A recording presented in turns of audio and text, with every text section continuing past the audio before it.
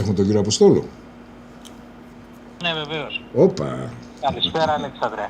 Καλησπέρα και στους τηλεθεατές. Στους ακροατές. Εντάξει, δεν πειράζει, και τηλεθεατές είναι και ακροατές. Είναι και από όλα είναι τώρα στην εποχή.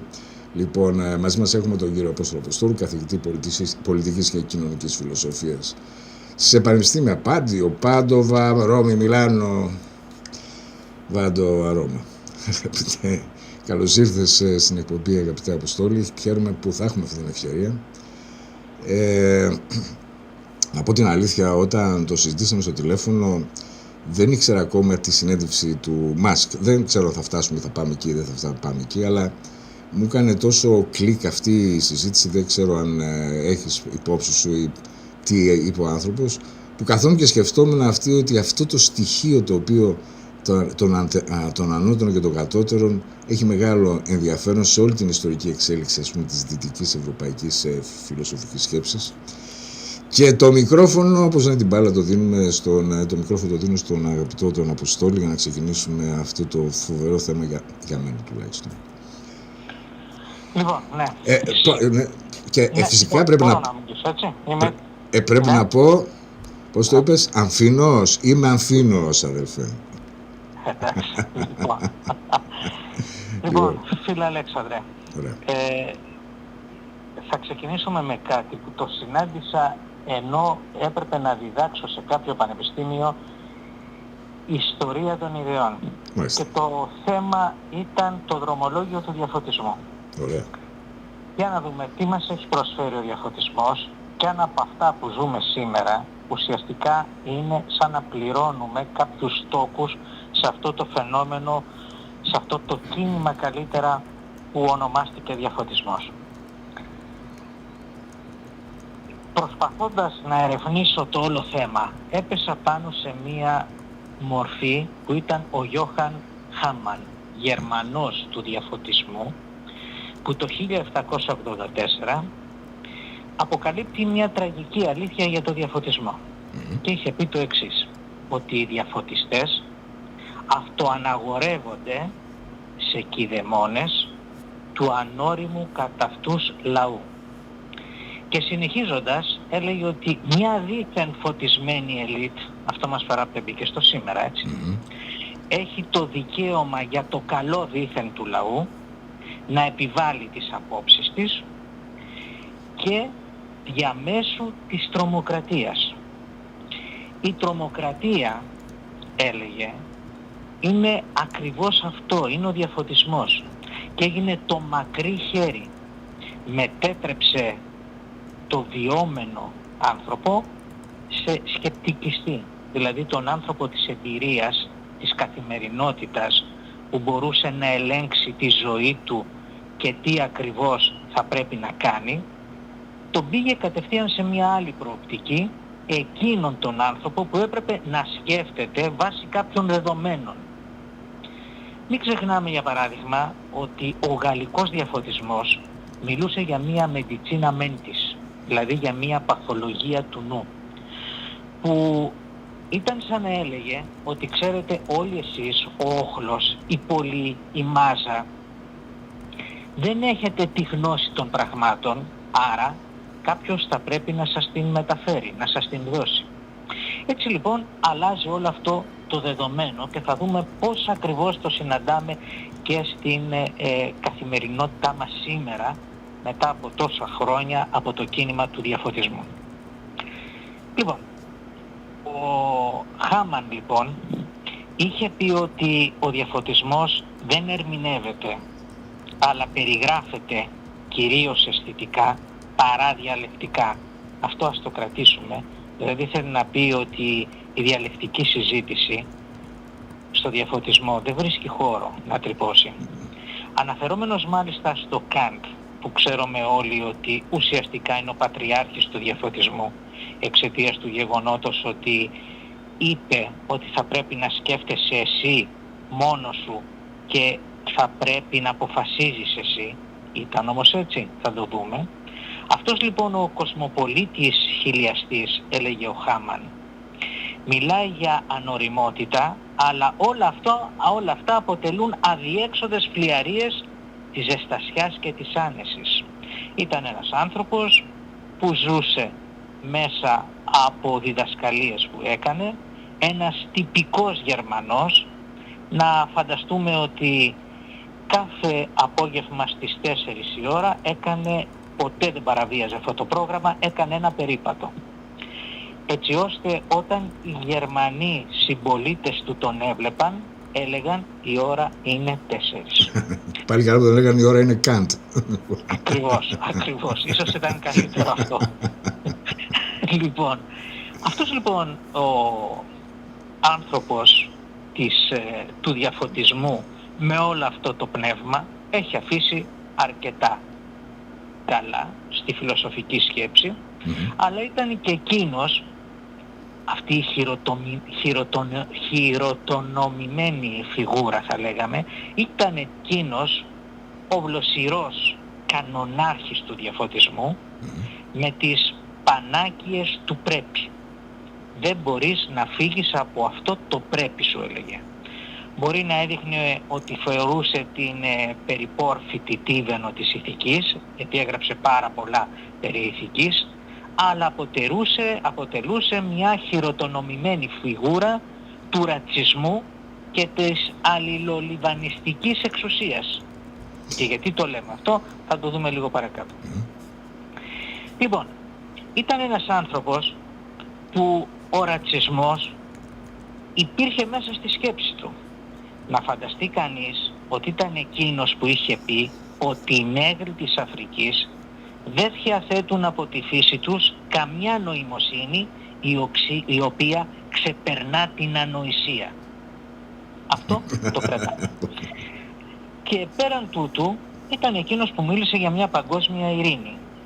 Να δούμε ότι ο Οργανισμός Ηνωμένων Εθνών κατά βάση στηρίζεται σε αυτή την σκέψη του Καντ. Και επίσης αυτό που λέμε παγκοσμιοποιημένη κυβέρνηση, ότι μια κυβέρνηση θα πρέπει να υπάρχει αποκλειστικά και μόνο μία και να ελέγχει το πλανήτη, ήταν επίσης μια άποψη που ο Καντ την είχε μεταφέρει και ήθελε να εφαρμοστεί κάποτε στον πλανήτη. Αυτός λοιπόν ο αμετανόητος ρατσιστής, με όσα είπαμε προηγουμένως, και ένας απίστευτος διαφωτιστής με τις ψαλμουδιές τώρα της αστικής συμφιλίωσης, είναι τελικά και ένας αμετανόητος ρατσιστής, όχι μόνο για τους νέγρους, αλλά και γενικότερα για την κοινωνία και για τη ζωή. Γιατί οι απόψεις του αυτές που είπαμε λίγο πριν, ότι περίμενε να φτιαχτεί μια παγκόσμια εξουσία, βρήκε πλήρη αποδοχή πού? Στο Χίτλερ. Ο Χίτλερ είχε μια λατρεία προς τον Νίτσε και τον Χάιντεγκερ, αλλά και μια μεγάλη ή τεράστια καλύτερα δυναμία στο Καντ. Πέραν τούτου, ο Καντ ως φανατικός εικονολάτρης των ηγεμόνων καταδίκασε όλες τις επαναστατικές δράσεις και εξέφρασε τον οπορτουνισμό του όταν εκτελέστηκε ο Λουδοβίκος ο 16ος. Με άλλα λόγια, υποθήκευσε τους ουτοπικούς χιλιασμούς του στα συμφέροντα της εξουσίας και τις αυτοκρατορίες της εποχής. Μιλάμε για την Γαλλική Επανάσταση στην ουσία, τον αποκεφαλισμό του... Ακριβώς. Okay. Για να εξηγούμε κιόλας ποιος ήταν ο Λουδοβίκος, γιατί καμιά φορά τώρα λέει 14ος, 14ος ήταν ο ήλιος, έτσι, αν δεν κάνω λάθος. Ναι. Οπότε ο 16ος είναι αυτός που έπεσε. Ακριβώς, είναι αυτός που έπεσε. Okay. Τώρα, ο Έντουαρντ Μπέρκ θα ισχυριστεί ότι ο διαφωτισμός αποτελούσε μια φιλοσοφική συνωμοσία υποτιθέμενων αναρχικών και αντιχριστιανών, οι οποίοι ήταν κατά βάση μίστες αδελφοτήτων και τέκτονες. Το αντιδιαφωτιστικό κίνημα ξεκινά με τον Χάμαν που μόλις είπαμε, τον Έντουαρντ Μπέκ. Αυτοί οι άνθρωποι, να πούμε ότι ήταν μέσα στους διαφωτισμούς, αλλά αυτομόλυσαν με την έννοια ότι αντιστάθηκαν μπροστά σε αυτό που έβλεπαν. Αλλά και εν μέρει προς το τέλος της ζωής του αυτό έκανε και ο Ρουσό, ο οποίος μέσα από μία αντιστροφή του πνεύματος που συγκαταλέγεται στους διαφωτιστές δηλαδή στον Χέρντελ, τον Ζωζεφ ντε Μέστρ κτλ., κάνει τη διαφορά. Επιστρέφει δηλαδή σε έναν χριστιανισμό. Και θα το δούμε αν μας πάρει η ώρα και πώς εξελίσσεται και ο Ρουσό. Λοιπόν, το θέμα είναι να δούμε και πώς ακριβώς εξελίσσεται ο διαφωτισμός. Πρώτα απ' όλα μια τεράστια βοήθεια δίνει ο Μέγας Φρυδερίκος, έτσι, ο οποίος κατά βάση ήταν μια καταπιεσμένη της Προσίας, ο οποίος κατά βάση ήταν μια καταπιεσμένη προσωπικότητα από τον πατέρα του, τον Φρυδερίκο, τον Γουλιέμο, ένας ιδιόμορφος και απέδευτος μονάρχης με την απόλυτη αυστηρία και την πρωτοφανή του πειθαρχία, και ο οποίος θεωρούσε το γιο του, ή μάλλον διέκρινε στο γιο του, μια φιλιπρέπεια. Τολμούσε και έλεγε σε όλους ότι ήταν ένας ανάξιος διαδοχός του, διότι αντί να ενδιαφέρεται για τα στρατιωτικά και πολιτικά, είχε αφοσιωθεί στην ποίηση, τη φιλοσοφία και τη μουσική.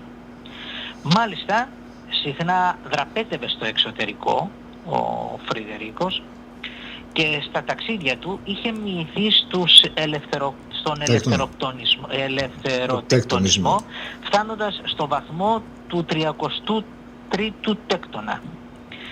Θα λέγαμε επίσης ότι ο Μέγας Φρυδερίκος, αγανακτισμένος από την αυστηρότητα του πατέρα του, σχεδίασε να εγκαταλείψει τη χώρα του και να εγκατασταθεί στο εξωτερικό. Τα σχέδιά του όμως έγιναν γνωστά στον πατέρα του, με αποτέλεσμα ο ίδιος να συλληφθεί και να οδηγηθεί στην φυλακή. Βέβαια, όλο αυτό το σχέδιο του Φρυδερίκου είχε εκτελεστεί όχι μόνο από τον ίδιο, αλλά και από έναν αξιωματικό, ο οποίος στην σχέση του με τον Φρυδερίκο, πολλοί και ο ίδιος ο πατέρας του έλεγαν πως ήταν ερωτικό ζευγάρι, παρέδωσε τα σχέδιά του, άθελά του, σε κάποιους τρίτους, με αποτέλεσμα να φτάσει στον πατέρα του Φρυδερίκου το σχέδιο και να συλληφθούν και οι δύο. Ο μεν φίλος ή σύντροφος εκτελέστηκε μπροστά στα μάτια του Φρυδερίκου, ο δε Φρυδερίκος, απογοητευμένος, θα περιμένει μετά το τέλος του πατέρα του να έρθει στην εξουσία. Αυτή είναι η πρώτη προσπάθεια που κάνει ένας ηγεμόνας, ο Μέγας Φρυδερίκος, να εντάξει μέσα στην πορεία του και μέσα στην εξέλιξη τώρα της εξουσίας του μερικούς από τους διαφωτιστές, για να μην πούμε σχεδόν το σύνολο, στο οποίο τι έκανε? Τους παρήχε πρώτα απ' όλα ένα χρηματικό ποσό, τους έδωσε να έχουν μια πλήρη ανεξαρτησία ως προς την διδασκαλία τους ή προς τα κείμενά τους και τη βιβλιογραφία τους, και έτσι να αρχίσει σιγά σιγά να εγκαθίσταται αυτό που λέμε σήμερα κίνημα του διαφωτισμού. Αρχικά ήθελε να δεχτεί αυτή τη γαλλική κουλτούρα. Αυτή η γαλλική κουλτούρα που θαύμαζε πάρα πολύ ο Μέγας Φρυδερίκος, ήταν η κουλτούρα του Μοντεσκέ, ήταν του Ρουσό και βέβαια όλων των άλλων, του Βολτέρου, που με ένα καινούριο πάθος για την πολιτική είχαν εγκατασταθεί ως αυλοκόλακες του δεσποτισμού και προσπαθούσαν με κάθε τρόπο όχι να περάσουν μόνο τις ιδέες, αλλά και να δείξουν και να περάσουν την καλοπέρασή τους. Μέσα από αυτούς τους ηγεμόνες της εποχής ήταν βέβαια και η Μεγάλη Εκατερίνη. Αυτό το ξέρουμε, έτσι. Επίσης, μέσα σε αυτούς ήταν και άλλοι ηγεμόνες που προσπάθησαν με κάθε τρόπο και με κάθε μέσο να περάσουν οπωσδήποτε το διαφωτισμό και τις αρχές του. Ένας τώρα μεγάλος διαφωτιστής ήταν και ο Βολτέρος, ο οποίος θεωρείται ως μεγάλος δάσκαλος, και μάλιστα ο Φρυδερίκος ήθελε από αυτόν να μάθει πώς μπορεί να γίνει ένας στιλίστας της γαλλικής γραφής. Και τελικά Αυτό έκανε. Τον χρησιμοποίησε και μετά τον άφησε. Ο δε τώρα Βολτέρος προσπαθούσε για να επιβιώσει και για να ζήσει, μαθαίνοντας ότι ο Φρυδερίκος ουσιαστικά τον χρησιμοποιούσε, τον αποκαλούσε έτσι ο Βολτέρος Σοκράτη, Θουκυδίδη, Πλάτωνα, Αριστοτέλη, Δημοσθένη, Βυργίλιο, Κικέρονα, Σαλούστριο. Έτσι έβρισκε κάθε φορά ένα καινούργιο όνομα, ούτως ώστε να διατηρήσει την παραμονή του μέσα στην αυλή του Μεγάλου Φρυδερίκου. Αυτό όμως δεν ήταν μόνο που έκανε ο ίδιος ο Βολτέρος ως προς τον Φρυδερίκο. Ήταν και οι υπόλοιποι. Αρκεί να σκεφτούμε, ας υποθέσουμε, τον Τιντερό, ο οποίος εδώ, για να καταλάβει κανείς και το ποιόν των ανθρώπων όλων εκείνων του διαφωτισμού, όταν στις 24 Ιουλίου του 1749 ο Τιντερό συλλαμβάνεται και οδηγείται στο φρούριο της Βενσέν στη Γαλλία, μπροστά στην ανάκριση υποχωρεί τόσο που θα δώσει όλες τις πληροφορίες που ζητούσαν οι αστυνομικές αρχές και δικαστικές αρχές. Απαρνείται την πλειοψηφία των άρθρων που είχε γράψει για τις αποφάσεις της λαϊκής κυριαρχίας.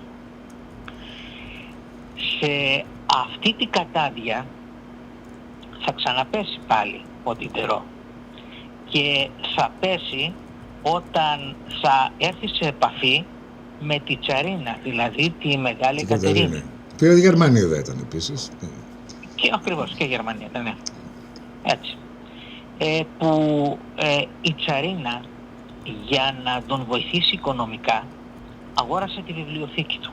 Αρχικά δηλαδή του είπε: αγοράζω τη βιβλιοθήκη σου, πάρε ένα συγκεκριμένο ποσό και με αυτό το συγκεκριμένο ποσό μπορείς να λύσεις τα προβλήματα του βιοπορισμού σου και όχι μόνο. Προβλήματα της κατοικίας κτλ. Στη συνέχεια τον κάλεσε στη Ρωσία. Και όχι μόνο τον κάλεσε, αλλά του ζήτησε να γίνει επίσης ένας δάσκαλός της. Και τι κάνει τότε η Μεγάλη Κατερίνη? Η Μεγάλη Κατερίνη, με ένα νόμο που περνάει, θα του δώσει ένα μεγάλο ποσό που θα τον κάνει ικανό, και να το εισπράττει πάντοτε από τη Ρωσία, ικανό να ζήσει για το υπόλοιπο του βίου του. Δηλαδή μέχρι τότε που απεβίωσε και έφυγε από τη ζωή, ο Τιντερό ήταν πληρωμένος από τη Τσαρίνα.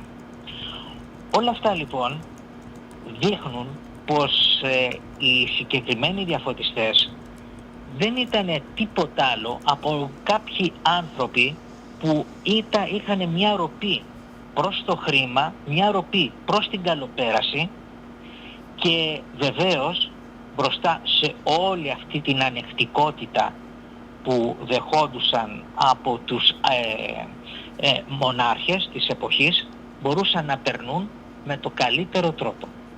Ένας από αυτούς βέβαια ήταν και ο Ντε Αλαμπέρ, έτσι, ο οποίος ένα εξαιρετικό μυαλό που αλληλογραφούσε συχνά πυκνά με το Μεγάλο Φρυδερίκο, και τον κολάκευε και εκείνος όσο μπορούσε για να απορροφά πάρα πολλά προνόμια από το μονάρχη.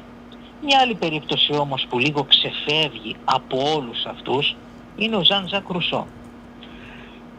Τι έχει γίνει τώρα με το Ζαν Ζακ Ρουσό? Ο Ρουσό ήταν περισσότερο ένα αρχικό πνεύμα παρά συντηρητικό, ή να μπορούσαμε να το πούμε ένα διαμεσολαβητικό πνεύμα, όπως υπήρξαν οι προηγούμενοι που αναφέραμε του διαφωτισμού. Ουσιαστικά ήταν ένας άνθρωπος που πίστευε πάρα πολύ σε κάποιες αναρχικές αρχές και αξίες, όπως για παράδειγμα γνωρίζουμε μέσα από τη βιβλιογραφία του, ότι έσπαιρνε παντού παιδιά, και όταν τον είχαν ρωτήσει οι ίδιοι οι διαφωτιστές ότι ξέρεις κάτι, αυτό που κάνεις δημιουργεί και κοινωνικά προβλήματα, γιατί τα παιδιά θα πρέπει να ζήσουν, ο ίδιος έλεγε, υποστήριζε ότι, ξέρετε, γι' αυτό είναι οι πολιτείες, για να υπάρχουν τα ιδρύματα και τα παιδιά αυτά θα πρέπει να εντάσσονται μέσα στα ιδρύματα. Πίστευε δηλαδή με έναν τρόπο απόλυτο ότι η πολιτεία θα πρέπει να λειτουργεί κατά τέτοιο τρόπο που να περιθάλπτει άπαντες, αλλά ουσιαστικά ως πατέρας αυτός να μην είχε καμία απολύτως συμμετοχή σε όλα τα ζητήματα. Τώρα, ποια είναι τα λάθη που έχει κάνει ο Ρουσό? Λάθη για κάποιους, ίσως μια διαμαρτυρία για άλλους. Ο Ρουσό αποστασιοποιήθηκε από την αθεία των διαφωτιστών. Επέστρεψε προς το τέλος της ζωής του στο χριστιανισμό και σε απόψεις αντιδιαφωτιστικές. Και μάλιστα θα λέγαμε ότι στις 2 Ιουλίου του 1778 ο Ρουσό, αφού ολοκλήρωσε το πρωιμνό του περίπατο επιστρέφοντας στο σπίτι του και εντελώς διαφορετικός από ό,τι πίστευε σε όλα αυτά, αισθάνθηκε μια αδιαθεσία και σε λίγες ώρες κατέληξε. Για πολλούς βέβαια ο Ρουσό δεν ήταν ότι κατέληξε από ξαφνική αδιαθεσία. Άλλοι πάλι είπαν ότι ο Ρουσό, όπως γράφουν, αυτοκτόνησε. Αυτοκτόνησε όμως. Οι άλλοι ότι δολοφονήθηκε. Όλες πλέον οι πιο ισχυρές παραδοχές τείνουν στο ότι ο Ρουσό είχε δολοφονηθεί. Και είχε δολοφονηθεί από τη σύντροφο της ζωής του, την Τερέζα, η οποία ήταν ερωτευμένη όχι πλέον με τον Ρουσό, αλλά με έναν θαλαμιπόλο. Και μπροστά σε αυτή την περίπτωση που πλέον η συντροφικότητα του Ρουσό δεν της πρόσφερε τίποτε περισσότερο ή τίποτε σχεδόν, και πέραν τούτου ακόμα και η οικονομική άνεση δεν υπήρξε από το Ρουσό, διότι ο Ρουσό σιγά σιγά, όπως είπαμε, αποστασιοποιήθηκε πλήρως από τους υπόλοιπους του διαφωτισμού και πηγαίνει σε μια άλλη κατεύθυνση μιας χριστιανικής αντίληψης, πώς μπορούμε να δούμε τον άνθρωπο σαν μια υπόθεση του χριστιανισμού. Δεν μπορούσε να εισπράξει και χρήματα από τους ηγεμόνες της εποχής, διότι το κυρίαρχο πνεύμα τότε ήταν ένα πνεύμα αντιχριστιανικό. Εντάξει. Και λοιπόν κάτω από αυτές τις συνθήκες η Τερέζα δολοφόνησε τον Ρουσό, με αποτέλεσμα να έχει ένα τέτοιο τραγικό τέλος, ενώ θα μπορούσε να συνεχίσει μια διαφορετική πορεία πέρα από τους διαφωτιστές και να μας δώσει τα φώτα του για ακόμα περισσότερα δεδομένα και για τις εξελίξεις των πολιτικών συστημάτων τότε στην Ευρώπη. Έχω μείνει άφωνος άνω τελεία. Πω μας έκανες, φίλε, και πρέπει να σου μοιραστώ ορισμένα πράγματα, έτσι, γιατί μας βομβάρδισες. Σκεφτόμουν ότι την ίδια περίοδο, σε αυτή που περιγράφεις, δημιουργείται το 1776 στο Ίνκονσταντ της Βαυαρίας η Ιλουμινάτη με τον Weishaupt, ο οποίος η βασική ήταν διάδοση των ιδεών του διαφωτισμού, η πρόθεση ορθολογικής σκέψης και η μείωση περιορισμής της θρησκείας και των αυταρχικών κυβερνήσεων στην κοινωνία. Εγώ έχω ένα ερώτημα, γιατί είπαμε για τον Ρουσό και τα λοιπά.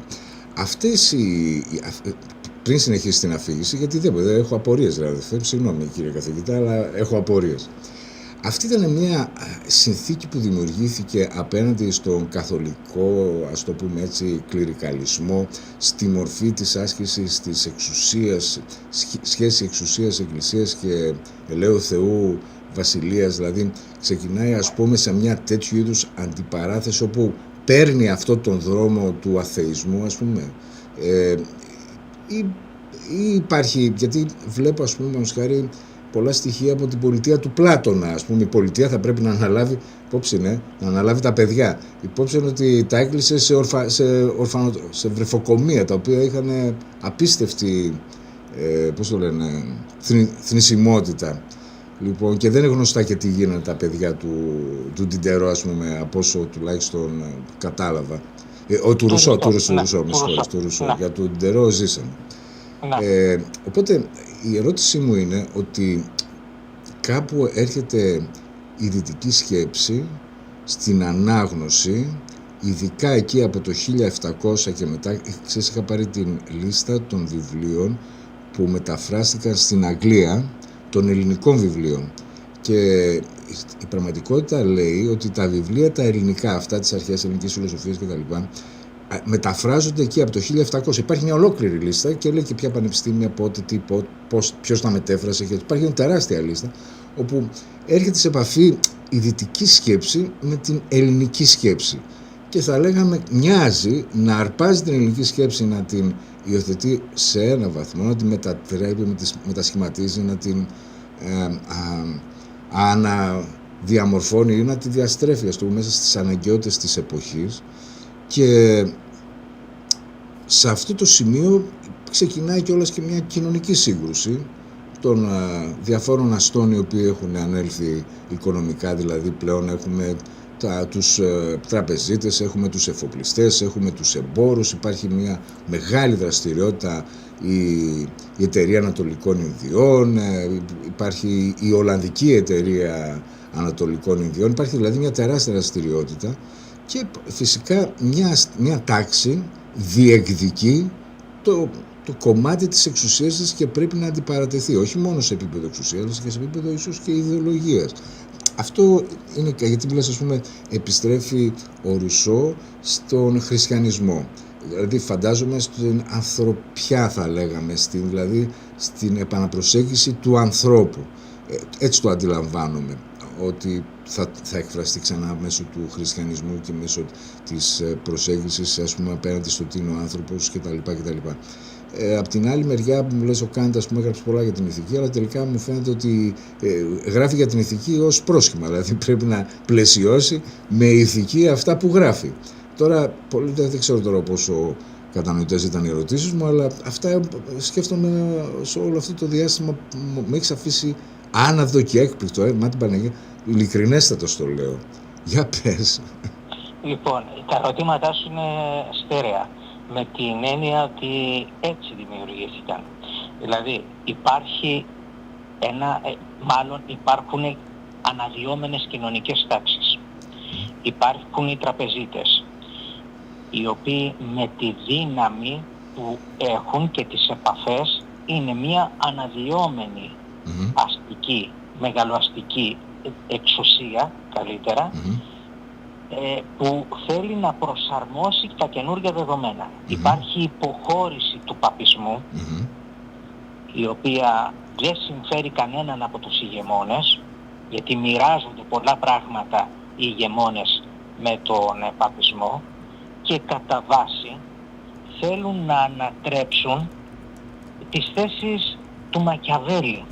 Θα φανεί παράξενο, αλλά έχει πολύ μεγάλη βάση. Γιατί εκεί που μιλούσαμε για τον Βολτέρο και τον Φριδερίκο, ο Φριδερίκος ασπάστηκε όλες τις μορφές σκέψης του Βολτέρου. Περί ισότητας, περί ελευθερίας, λαϊκής κυριαρχίας, διαπιστώνοντας τις περικράτους αντιλήψεις του στο έργο του Αντιμαχιαβέλ.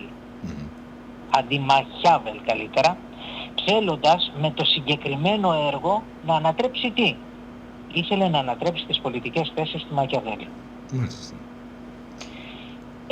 Ωστόσο, όταν παρέλαβε την αρχή, κυβέρνησε απολυταρχικά, θεώρησε το λαό ανώριμο να αυτοκυβερνηθεί, τονίζοντας τα πάντα για το λαό, αλλά και τίποτα για το λαό.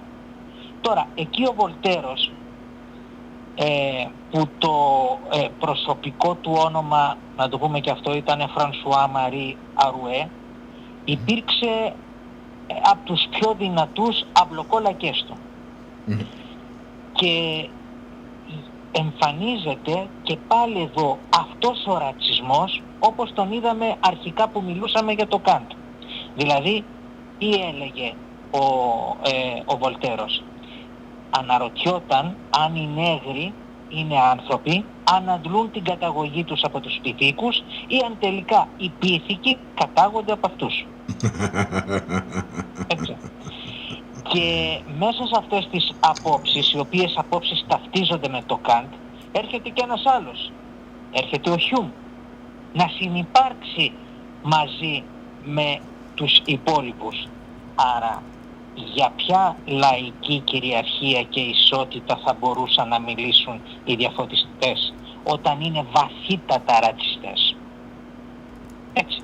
Και όταν βλέπουν ότι αλλάζει ξαφνικά ο κόσμος, ανέρχονται νέες κυρίαρχες δυνάμεις εξουσίας, βρίσκουν τον τρόπο να πάνε σε μονάρχες, οι οποίοι μονάρχες, όπως είπαμε και λίγο πριν με τον Φρυδερίκο, δεν έκαναν τίποτε άλλο παρά να κυβερνήσουν αυταρχικά, απόλυτα, και στο τέλος να καταλήξουν ότι, ξέρετε κάτι, ο λαός θα πρέπει να απομακρύνεται από τις εξουσίες τις κεντρικές. Δεν έχει λόγο, διότι δεν μπορεί να καταλάβει σε κάθε περίπτωση το τι πρέπει να κάνει και πώς πρέπει να διαχειριστεί την εξουσία. Αυτό το έχουν αποκλειστικά και μόνο οι μονάρχες. Έτσι. Συνεπώς, αυτά τα ερωτήματα που έθεσες έχουν βασική αξία και τεκμηριώνονται απολύτως. Τεκμηριώνονται γιατί πέφτουμε πάνω σε μια καινούρια αλλαγή των πραγμάτων. Είναι μια νέα κυριαρχία που θα πρέπει με κάθε τρόπο να κυριαρχήσει, εξουσία δηλαδή θέλω να πω, που θα πρέπει να κυριαρχήσει σε όλη την Ευρώπη τουλάχιστον. Και αυτό επιδιώκω. Τώρα, αναφορικά με τον Ρουσό που ανέφερες, ναι, έτσι, δεν ξέρουμε τα παιδιά του Ρουσό που κατέληξαν. Έτσι. Δεν ξέρουμε αν έζησαν καν ή αν δεν επέζησαν. Και οι απόψεις του τότε ήταν όντως προκλητικές, διότι δείχνει μια ανευθυνότητα του πατέρα ως προς την διαπαιδαγώγηση των παιδιών, το γεγονός δηλαδή ότι τα στέλνω σε ένα ίδρυμα, δεν ενδιαφέρομαι καθόλου για το πώς θα ζήσουν, δεν ενδιαφέρομαι καθόλου για το πώς θα μορφωθούν. Δείχνει έναν άνθρωπο που εκκινήτωμε μέσα σε μια ελαφρότητα. Όλος αυτός ο βίος, ναι, είναι και αυτό γεγονός, τον έκανε μετά να στραφεί ξαφνικά σε ένα χριστιανισμό που δεν ξέρω αν ήταν πολύ κοντά σε αυτό τον παπικό χριστιανισμό ή αυτό το χριστιανισμό του δυτικού κόσμου, ή αν ήταν ένα κράμα μεταξύ μιας φυσιολατρίας, γιατί ο Ρουσό ήταν τρομερά φυσιολάτρης, το γνωρίζουμε, και ενός χριστιανισμού. Δηλαδή προσπαθούσε να συνδέσει έναν παγανιστικό χριστιανισμό που τον ξέρουμε και από εδώ, δηλαδή θέλω να πω και από εδώ και από άλλες περιοχές. Το ξέρουμε και από τα πρώτα χρόνια του χριστιανισμού. Γνωρίζουμε για παράδειγμα ότι ο παγανιστικός χριστιανισμός ήταν κυρίαρχος. Γνωρίζουμε για παράδειγμα ότι οι πρώτοι χριστιανοί στις εκκλησίες λειτουργούσαν γυμνοί, δηλαδή πήγαιναν στις εκκλησίες γυμνοί. Αυτά είναι γνωστά. Έτσι. Άρα πηγαίνει σε μια τέτοια αντίληψη κατά πάσα πιθανότητα ο Ρουσό. Έτσι. Τώρα, το ζήτημα είναι ότι, ωραία, πώς εμείς... Δεν μπορώ να μην πω, συγγνώμη, δεν μπορώ να μην αναφέρω δύο πράγματα. Ένα παράδειγμα, τώρα θα μου πεις τι δουλειά έχει αυτό που θα πω, σχετίζεται. Η συμπεριφορά όλων αυτών των ολιγαρχών τύπου Μάσκ, τύπου του άλλου που έχει την Telegram, που κάνουν παιδιά ατελείωτα. Αυτός ο ένας έχει κάνει 100 παιδιά. Ο Ντούροφ. Ναι. Ο Ντούροφ. Ο Μάσκ τουλάχιστον μέχρι στιγμής από όσο γνωρίζουμε 12, πόσα είναι άλλα δεν γνωρίζω. Λοιπόν, και να μην συνδέσω έτσι όπως μου τα μετέφερες την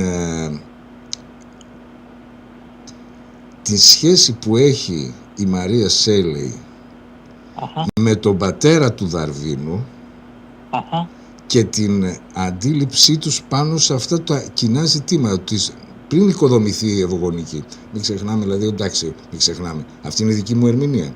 Ότι όταν γράφει η Μέρι Σέιλεϊ για τον Φραγκεστάιν, στην πραγματικότητα αναφέρεται στην ικανότητα του ανθρώπου να δημιουργήσει ζωή. Δηλαδή, σε μια μορφή σύγκρουσης κατά κάποιο τρόπο με τα με το κατεστημένο, ας πούμε, της Αγγλικανικής Εκκλησίας ή γενικώς αυτό εδώ. Αλλά είναι αναπόφευκτο να μην μου έρθουν στο μυαλό τώρα αυτά τα δύο πράγματα, άσχετα τώρα, έτσι, η ρίση στο επαρόδο τέλος πάντων, και συγγνώμη που σε διάκοψα. Καθόλου. Αυτά έχουν όλα μια σχέση. Είναι στοιχεία που διατηρούνται, δεν ολοκληρώνονται στις εποχές και μετά επανέρχονται. Είναι μια επανάληψη που δεν μας εγκαταλείπει ποτέ. Ξαναγυρίζουν, ξαναθέτουν τις βάσεις τους, αποδομούνται, αλλά μετά θα επιστρέψουν. Ωραία.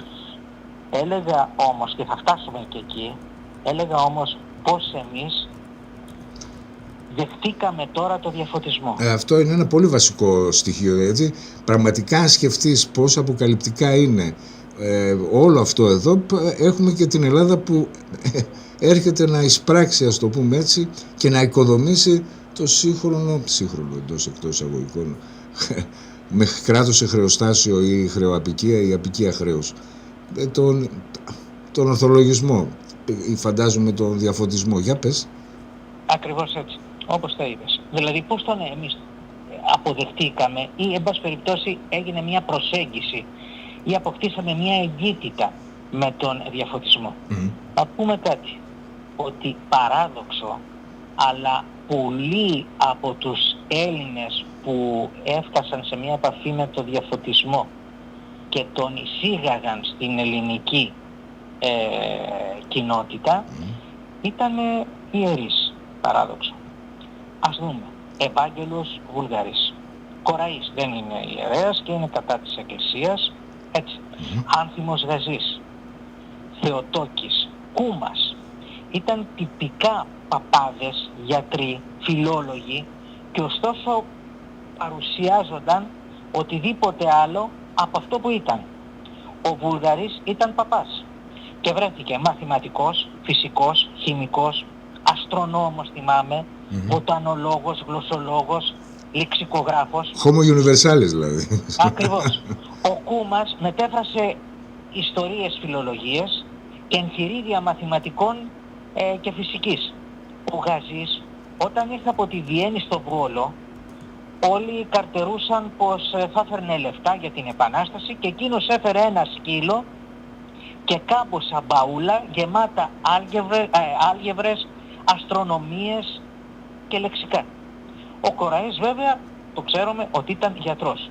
Πώς βρέθηκε όμως, πώς εξελίχθηκε ως γλωσσολόγος, φιλόλογος, γεωγράφος.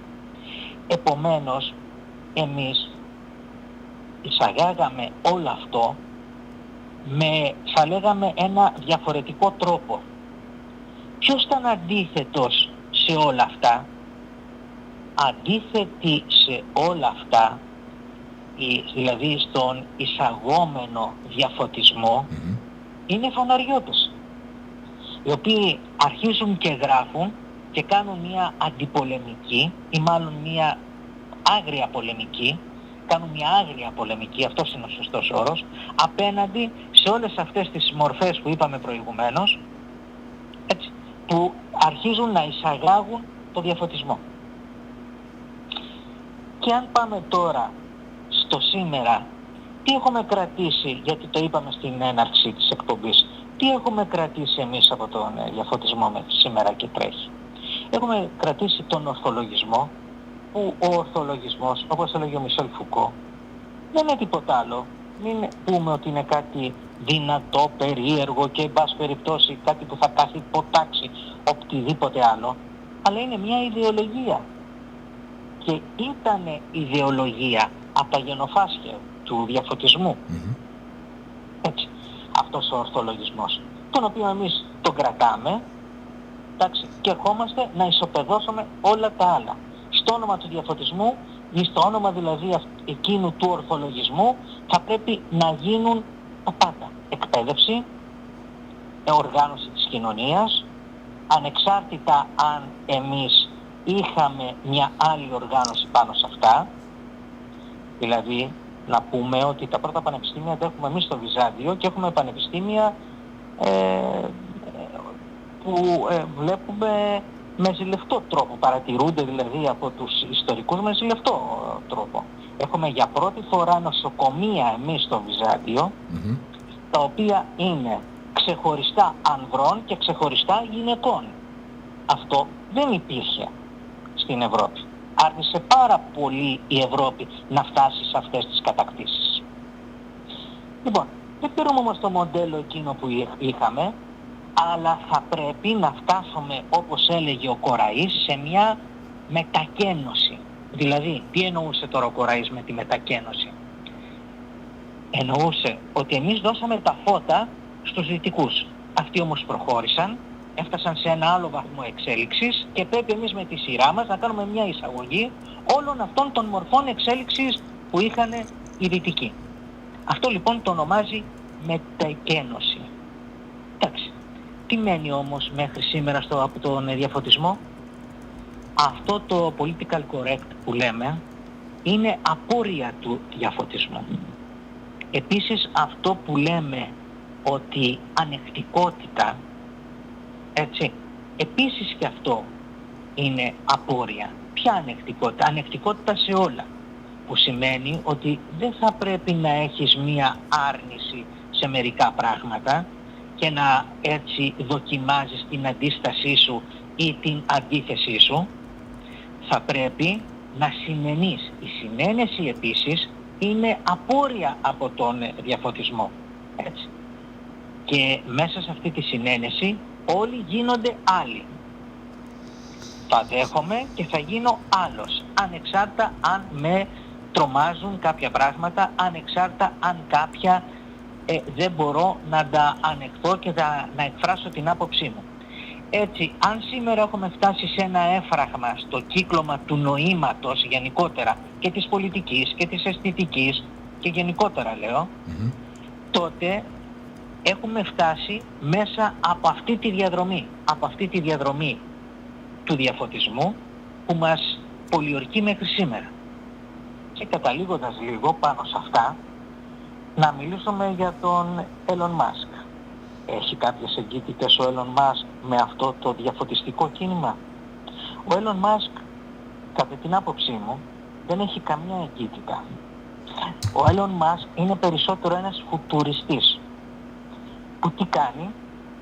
Σκέφτεται, πως ακριβώς και οι φουτουριστές, ότι το μέλλον είναι οπωσδήποτε η τεχνολογία, η καινούργια επιστήμη, οι μηχανές θα λέγανε οι φουτουριστές για την εποχή τους, αλλά με την εξέλιξή τους όπως αυτά έχουν συμβεί και έχουν γίνει, και μέσα από εκεί θα μπορέσουμε να ξεπεράσουμε κάποια προβλήματα. Μέχρι τώρα τι λέει?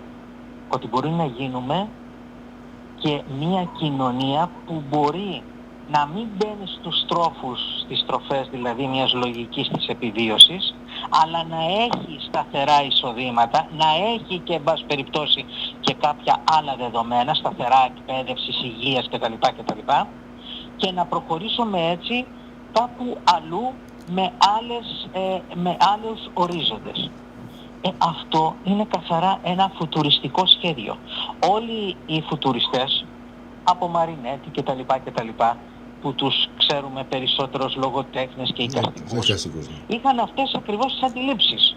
Παράξενο? Όχι. Γιατί ο φουτουρισμός δεν έκλεισε ποτέ τον κύκλο του. Υπάρχει ένας ανοιχτός κύκλος προς το φουτουρισμό.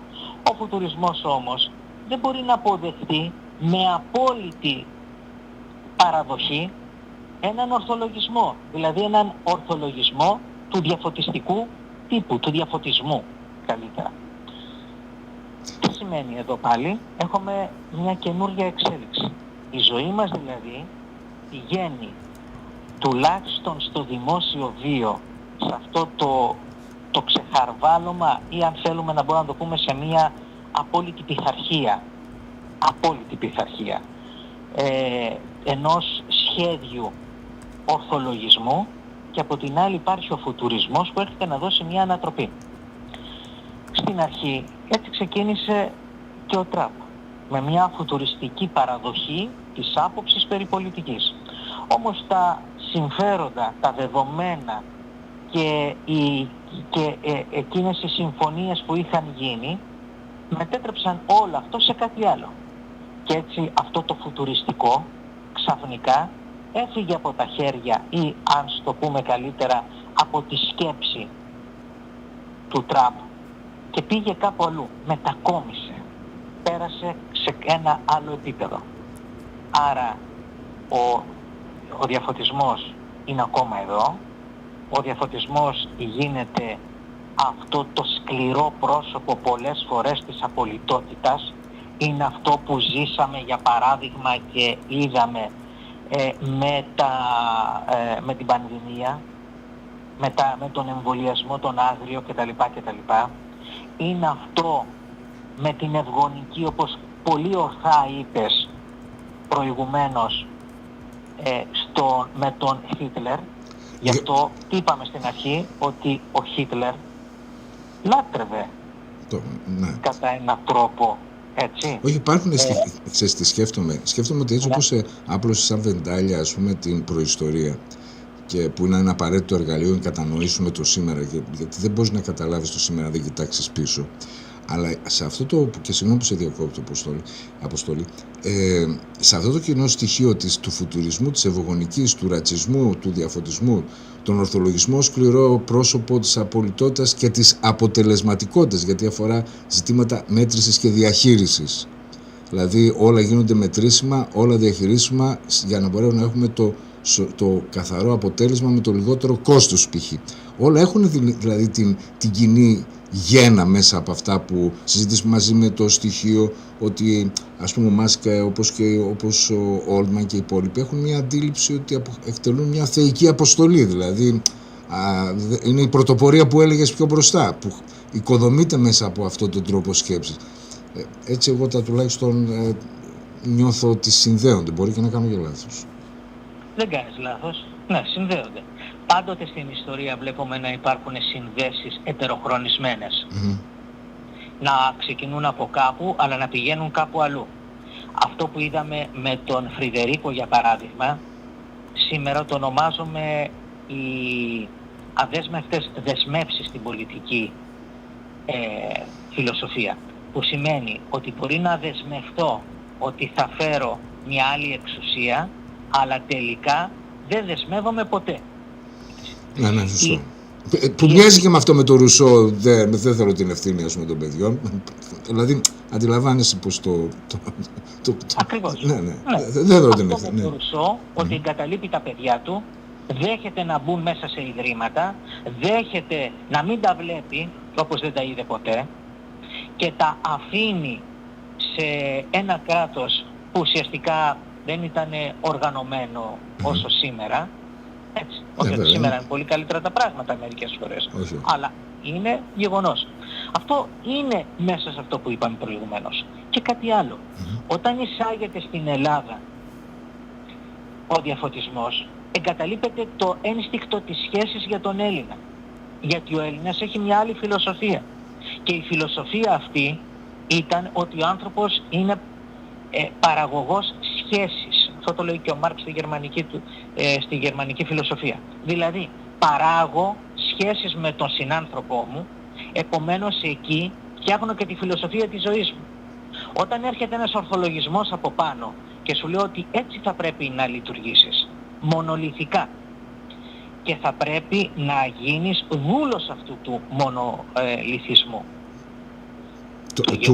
Το λέω το κάθετο και το οριζόντιο, δηλαδή το έχω βαφτίσει εδώ στην εκπομπή, όπου το κάθετο είναι, ας πούμε, η άσκηση εξουσίας από τα πάνω προς τα κάτω, αλλά και αυτή που, όπως το ορίσεις τώρα, και η σχέση του ανθρώπου από τα κάτω προς τα πάνω, και όχι η οριζόντια, όχι από το συνανίκη και όχι από το έτερον.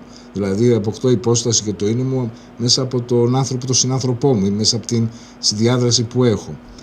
Έτσι το συλλαμβάνω αυτό το καιρό τουλάχιστον. Για πες, συγγνώμη κιόλας. Ναι, δεν πειράζει. Ο λόγος σου μου δίνει και τροφή και για άλλα, για να πούμε. Χωρίς να τελειώνουμε.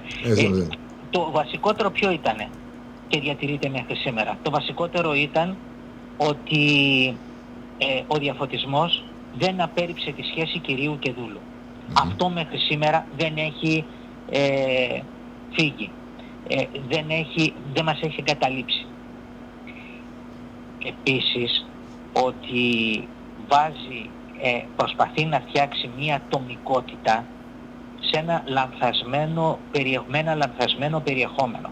Δηλαδή, θέλει να φτιάξει ένα άτομο μέσα από αγελαίες, θα λέγαμε, συνειδήσεις και όχι μέσα από συνειδήσεις με αξιακό περιεχόμενο. Έτσι. Δηλαδή να σκέφτεσαι συλλογικά, όχι όμως μέσα από σχέση, συλλογικά όπως έρχομαι εγώ από πάνω ως εξουσία και σου λέω ότι πώς θα πρέπει να λειτουργήσεις, πώς θα πρέπει να σκέφτεσαι, πώς θα πρέπει ουσιαστικά ακόμη και να... Είναι αυτό που έλεγε στην αρχή, η οριοθέτηση της σκέψης. Δηλαδή αυτό που έλεγες ότι εισάγει ο διαφωτισμός στην οριοθέτηση της σκέψης. Και στην πραγματικότητα φτιάχνει τη σκέψη σε ένα κλειστό κύκλωμα. Μπορεί να υπάρξει δηλαδή μονάχα μέσα από την αναπαραγωγή, αλλά μέσα σε ένα πλαίσιο συγκεκριμένων κανόνων που τους ορίζω και αυτοί θα είναι. Έτσι το βρήκα. Έτσι είναι, όπως ακριβώς το είπες. Είναι ότι σου φτιάχνω εγώ το κύκλωμα μέσα στο οποίο θα ενταχθείς, σου προκατασκευάζω ένα κόσμο που αυτός ο κόσμος δεν θα πρέπει σε καμιά περίπτωση να διαρριχθεί, να σπάσει. Δεν στο επιτρέπω. Θα πρέπει να μπεις εκεί μέσα. Αυτό ήταν ο ορθολογισμός. Γιατί πάντοτε υπήρχε ο φόβος από τον μονάρχη, από τον φεουδάρχη, ότι τα πράγματα μπορεί να είναι πολύ, να αλλάξουν απότομα και να κινδυνεύσουμε εμείς οι ίδιοι. Μην ξεχνάμε ότι στα σημερινά πανεπιστήμια στην Αγγλία, όταν κάποιος τα επισκεφτεί, βλέπει ότι είναι πύργοι. Αυτά στο παρελθόν ήταν οι κατοικίες των φεουδαρχών. Έτσι. Που ο φεουδάρχης είχε κάνει όλο αυτό το χτίσμα με υπερυψωμένα τείχη για να φοβόταν ένα ξεσηκωμό από το λαό, την οργή του λαού. Άρα έπρεπε να προστατευτεί. Και μέσα από αυτή τη διαδικασία, το βλέπουμε και σήμερα, ότι τα κομινάρια τους ότι υπάρχουν και βρίσκονται εκεί. Άρα τι βλέπουμε? Βλέπουμε ότι ο ορθολογισμός έφτιαξε βέβαια ένα ατομικό, αλλά μερικό ατομικό, όχι συλλογικό ατομικό. Αυτό είναι πολύ βασικό. Να δούμε ότι φτιάχνει έναν ατομοκεντρισμό, αλλά έναν μερικό ατομοκεντρισμό, όχι ένα συλλογικό ατομοκεντρισμό, και γι' αυτό κάθε φορά προσπαθεί να αποφύγει αυτή τη συλλογικότητα ή φτιάχνει ένα σοληψιστικό νόημα. Ένα νόημα που είναι αποκλειστικά και για μένα και για κανέναν άλλον. Αυτό επιβεβαιούμενο κατά κάποιο τρόπο, έτσι. Ακριβώς. Είναι απολύτως για μένα. Σαν να σου λέει ότι ξέρεις κάτι, μην πας παραπέρα, θα φτιάξεις έναν ατομοκεντρισμό σοληψιστικό και θα φτάσεις μέχρι εκεί. Μέχρι εκεί μπορώ να σε ελέγχω. Μέχρι εκεί μπορώ να φτιάξω, λέει σήμερα η εποχή μας, ότι μπορώ να φτιάξω τις διαδικασίες ολοποίησης. Μπορώ να σε ελέγξω. Και έχει ένα κέρδος για την ίδια την εξουσία. Διαφορετικά θα άφηνε τις εξελίξεις να πάρουν το δρόμο τους, να κορυφωθούν, να φτάσουμε σε καινούργιες εποχές με καινούργιες διεκδικήσεις. Δεν διεκδικούμε πια τίποτα. Καλά, σήμερα θα να πούμε και το άλλο, ότι το υποκείμενο πλέον έχει ξεγραφεί από την ιστορία. Δηλαδή για πρώτη φορά στον πλανήτη βλέπουμε ότι το υποκείμενο είναι εκτός ιστορίας. Διότι η ιστορία σήμερα δεν υπάρχει. Υπάρχουν τα μεγάλα γεγονότα. Και όπως δεν υπάρχει και το αντικείμενο. Πρόσεξε τι θέλω να πω. Η άρνηση της ύπαρξης του υποκειμένου σημαίνει και ταυτόχρονα την, πώς θα το λέγαμε, και την κατάργηση της αντικειμενικότητας, δηλαδή ενός γενικού κανόνα. Τουλάχιστον έτσι όπως μου το λες και μου έρχεται μέσα στο μυαλό μου και το επεξεργάζεται. Λοιπόν, είπες μια μεγάλη κουβέντα. Δεν ήθελα να το πάω προς τα εκεί. Τι να κάνω εγώ φταίω. Αλλά θα το πάω τώρα. Γιατί όταν σε μια εποχή πλέον έχει απικιοποιηθεί η φαντασία, σωστό, η φαντασία κατέχει το αντικείμενό της, έλεγε κάποτε ο Πλωτίνος. Επομένως ο Πλωτίνος μας δείχνει ακριβώς τι ήταν η φαντασία. Άρα σήμερα δεν ελέγχουμε ούτε το αντικείμενο. Ναι. Διότι απλούστατα και αυτό ανήκει σε κάποιον άλλον. Γιατί ελέγχει εμάς, ελέγχει τη φαντασία μας. Έχει απικιοποιήσει τη φαντασία μας. Δεν είναι δική μας πια. Και είναι γεγονός, γιατί με την πληθώρα της εικόνας, του βίντεο, ένας βομβαρδισμός που δέχεται καθημερινά ο άνθρωπος μέσα από αυτή τη συνεχή του δραστηριότητα μέσω του διαδικτύου, που αποτελέσει τελικά, έχει καταλήξει, ας πούμε, ένα μοναδικός χώρος ανάπτυξης, καλλιέργειας, συγκέντρωσης, επαφής, επικοινωνίας, δεν ξέρω τι, σε αυτή την πλαστή δημοκρατία, δημόσιος χώρος τέλος πάντων. Πού να προλάβει φαντασία να δημιουργήσει? Δεν προλαβαίνει να αναπτυχθεί από τα παιδάκια, δηλαδή.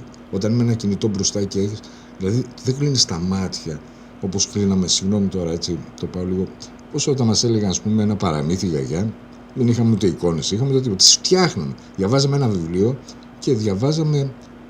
Εγώ τουλάχιστον το έβλεπα σαν κινηματογραφική ταινία. Χωρίς να έχω πρόσωπα και μου είπαν θα μοιάζει έτσι, θα κάνει έτσι, θα βλέπει έτσι, θα είναι έτσι. Όπως το διάβαζα το βιβλίο, έτσι έτρεχε το μυαλό μου και το έβλεπα σαν ταινία. Δηλαδή στην ουσία οι γραμμές μετασχηματιζόταν, οι λέξεις μετασχηματιζόταν σε εικόνα. Τώρα δεν προλαβαίνει ο άνθρωπος να μετασχηματίσει τις λέξεις σε εικόνες. Έχουν εικονοποιηθεί και οι λέξεις. Άλλη παγίδευση τρομερή, ας πούμε, και αυτό είναι η σωστή προσέγγιση που λες, ότι έχει απικιοποιηθεί ο νους στην πραγματικότητα με όλα αυτά που συμβαίνουν.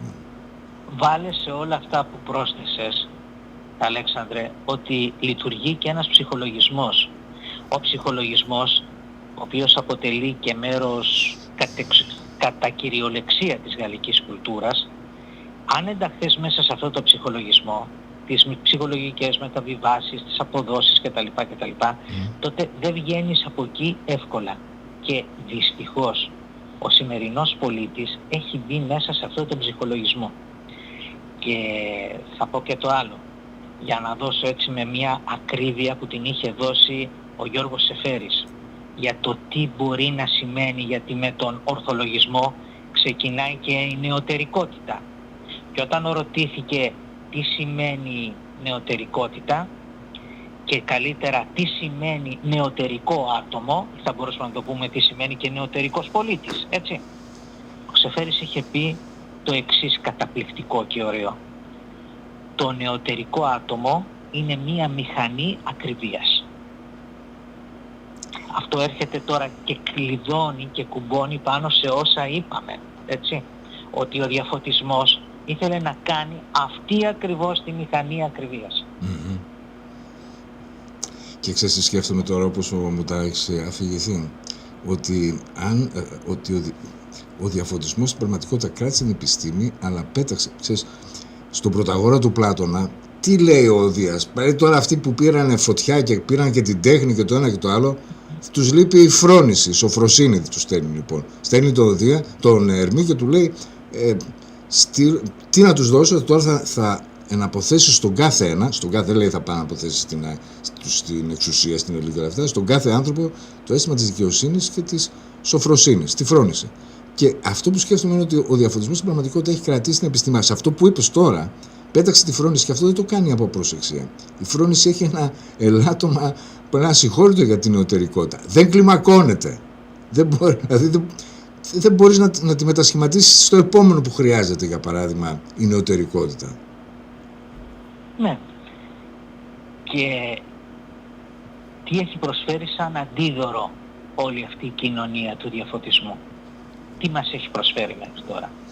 Μας έχει προσφέρει μια επανάσταση πάνω σε όλα. Πρέπει να επαναστατείς πάνω σε όλα. Mm-hmm. Έτσι. Έχει αποποιηθεί τη θεωρία της συλλογικής ευθύνης. Mm-hmm. Σωστό. Έτσι. Και έρχεται κάποιος και λέει, ένας σοβαρός επιστήμονας, ο Λας Κρίστοφερ, η επανάσταση του οτιδήποτε ονομάζεται ναρκισσισμός. Άρα, πού μας οδηγεί όλο αυτό? Σε έναν απόλυτο ναρκισσισμό.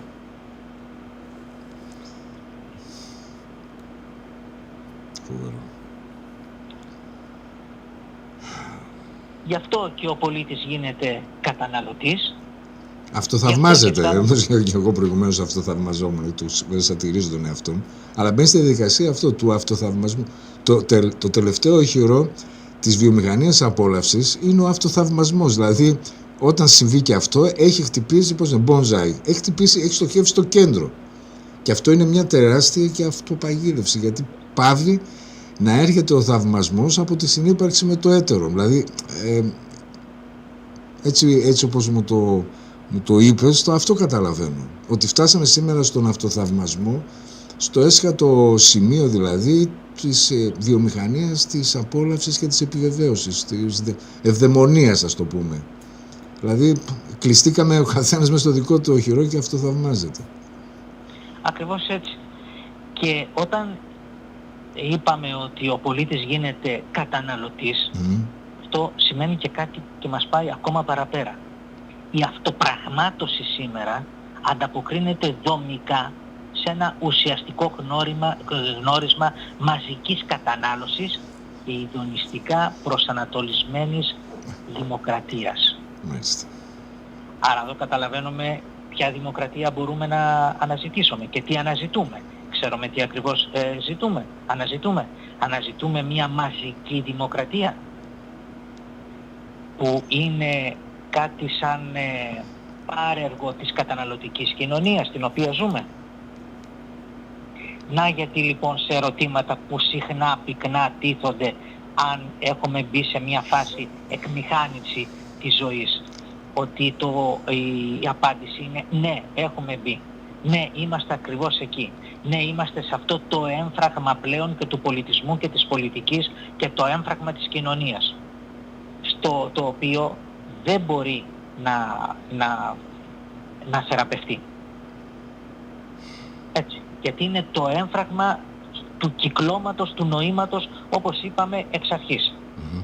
Και ακριβώς γιατί αυτά συμβαίνουν, βλέπουμε σήμερα και στην πολιτική, ας δούμε τα πολιτικά κόμματα σήμερα στην Ελλάδα, αλλά όχι μόνο στην Ελλάδα και παντού, να υπάρξει μια συνύπαρξη χωρίς αμοιβαία ανοχή.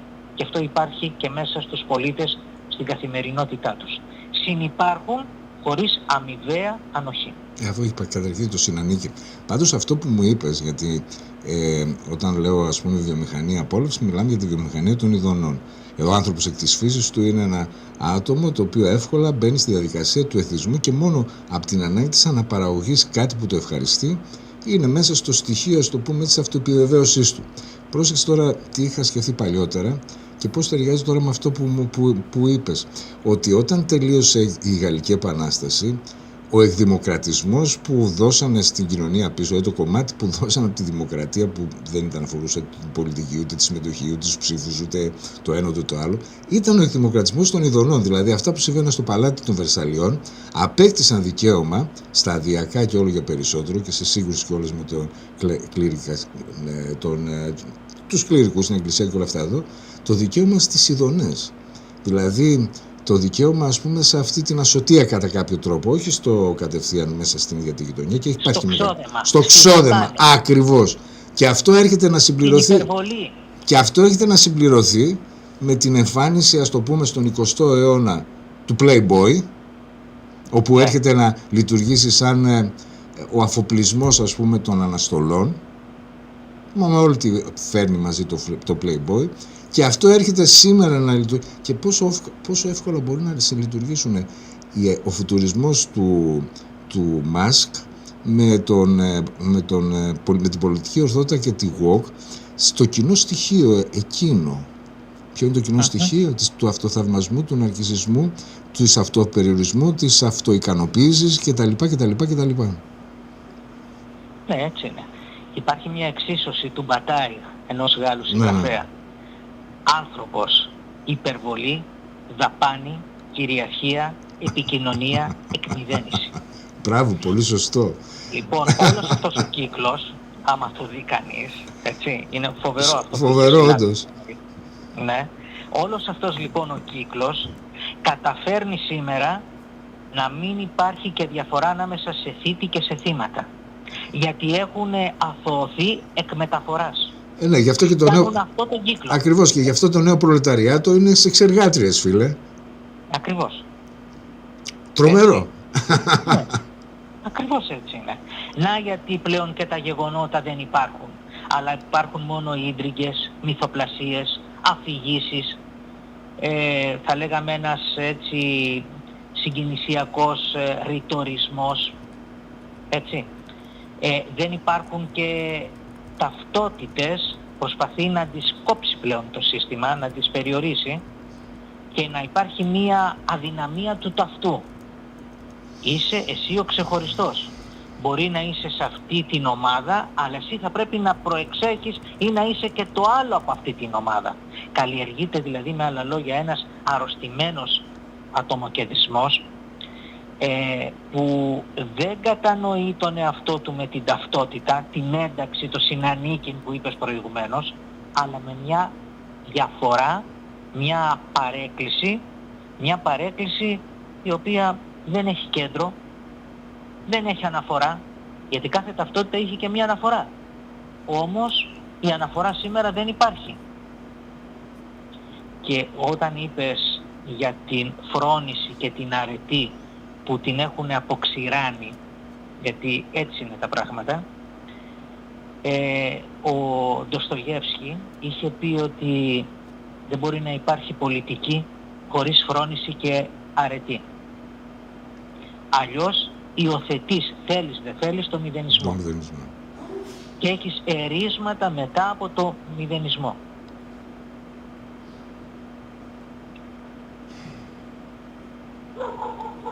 Φοβερό. Εν τω μεταξύ, τώρα προηγουμένως έλεγε ένας φίλος ότι ο ορθολογισμός, ο ορθός λόγος και φρόνηση, και σκεφτόμουν ότι στην πραγματικότητα δεν υπάρχει, κατά την ταπεινή μου γνώμη, εντάξει, μπορώ να κάνω και λάθος, δεν υπάρχει αυτό που θα λέγαμε ο λόγος, είτε είναι ορθός είτε πίπτει. Δεν χρειάζεται να βάλεις τη λέξη ορθός για να τον ορίσεις, γιατί στα ελληνικά στην πραγματικότητα σημαίνει πολύ περισσότερα από αυτό που νομίζει ο άνθρωπος, δηλαδή τον ήχο και τη φωνή. Έχει να κάνει με την αναλογία, τη σχέση των πραγμάτων. Δηλαδή, το λέμε και στα μαθηματικά, η αναλογία, ο λόγος του α προς το β. Είναι δηλαδή σου οικοδομεί και την κριτική σκέψη. Δεν μπορεί να υπάρξει δηλαδή λόγος χωρίς όλα αυτά εδώ. Άσχετα τώρα αν έχει μείνει μονάχα στο ζήτημα της, πώς θα το πούμε, του να ακούσω ποιος ήταν ο λόγος του κτλ. Είναι πολύ περισσότερα από αυτά που νομίζουμε. Ναι. Μπορούσε να φανταστεί κανείς να μιλούν οι κλασικοί Έλληνες για ορθολογισμό? Σου έβαζαν το λόγο και μέσα στο λόγο υπήρχαν τα πάντα. Τι σημαίνει ορθολογισμός? Δηλαδή υπάρχει και κάτι άλλο που είναι ένα παραλογισμός? Ναι, και εσύ δηλαδή φέρνεις τον ορθολογισμό. Ναι, ακριβώς, ναι. Έτσι. Άρα αυτές οι μοντέρνες αντιλήψεις, οι οποίες κατά βάση πάσχουν από έναν κακοήθη συντηρητισμό και βαφτίζονται σήμερα ως πρωτοπορία, είναι ανέκδοτα. Δεν έχουν ουσία, δεν έχουν περιεχόμενο. Έτσι. Και όταν ο Καν έλεγε ότι θα πρέπει να διανοείστε αυτόνομα, αυτό δεν μπορεί να συμβαίνει. Γιατί όταν έχεις εξουσίες σε αυτά τα μεγέθη, δεν μπορείς να διανοηθείς. Ο κλασικός Έλληνας έλεγε, διανοείσαι όταν τολμάς. Έτσι. Όταν προσπαθείς να ανατρέψεις καταστάσεις. Όταν αρνείσαι να δεχτείς τα πάντα. Ή όταν αμφισβητείς τα πάντα, γιατί αυτό το καταπληκτικό κείμενο που μου έστειλε σήμερα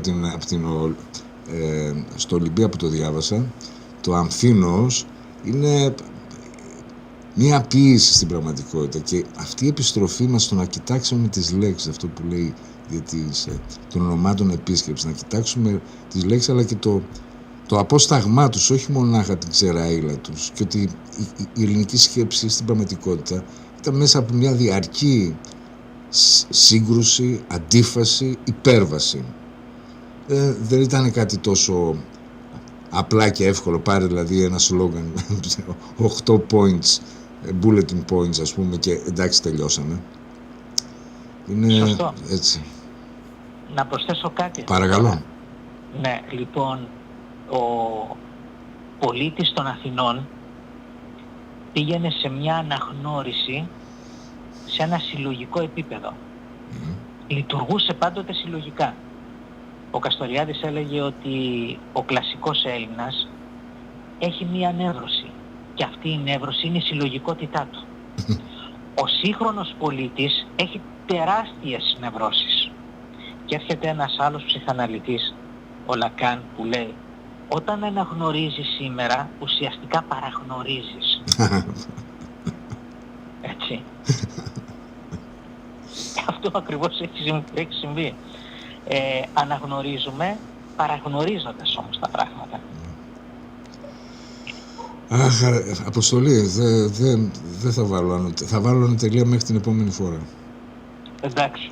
Δηλαδή, ειλικρινά, έχει σφιχτεί το στομάχι μου από τους συγκλονισμούς και τους κλονισμούς που δέχτηκα σε όλη αυτή την παράθεση που μας έκανες και έχεις αυτή την ανθρώπινη της καλοσύνης, του αγαθού και του καλού και αγαθού, με αυτή την έννοια τέλος πάντων, να μοιραστείς μαζί μας όλη αυτή την υπέροχη διαδρομή και αυτά τα αρχικά στοιχεία της κατανόησης, ακόμα της βαθύτερης κατανόησης για το σήμερα. Σε ευχαριστώ από καρδιάς και για σήμερα.